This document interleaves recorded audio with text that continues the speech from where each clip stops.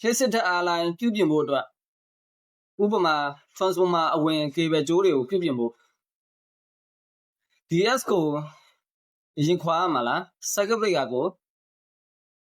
အရင်ပိတ်ရမှာလားနောက်တစ်ခုကလျှက်စစ်ဓာတ်အားလိုင်းတစ်ခုမှာလျှက်စစ်ဓာတ်အားကိုအသုံးပြုဖို့ disconnecting switch လို့ခေါ်တဲ့ DS ကိုအရင်ကတ်ရမှာလား circuit breaker ကိုအရင် on ရမှာလား DS ဆိုတဲ့ဒီ isolator မှာတော့လုပ်ငန်းလိုအပ်ချက်ပေါ်မူတည်ပြီး single break isolator double break isolator နဲ့ pantograph break type ဆိုပြီးတော့အဓိကအမျိုးအစားတွေခွဲခြားထားတယ်ဒီ isolator ဓာတ်အားစီးဆင်းမှုစနစ်တစ်ခုကိုတီးခြားစီခွဲထုတ်ပေးဖို့အဓိကတာဝန်ယူတယ်ဒါကဘာကိုပြောတာလဲဆိုတော့ဘိုးအမြင့်တက်စစ်တဲ့အားလိုင်းတွေမှာပြုပြင်ထိန်းသိမ်းရေးလုပ်ငန်းတွေကိုဆောင်ရွက်တဲ့အခါမှာတော့ဘေးကင်းလုံခြုံမှုရရှိစေဖို့ဒီ safety တစ်ခုကို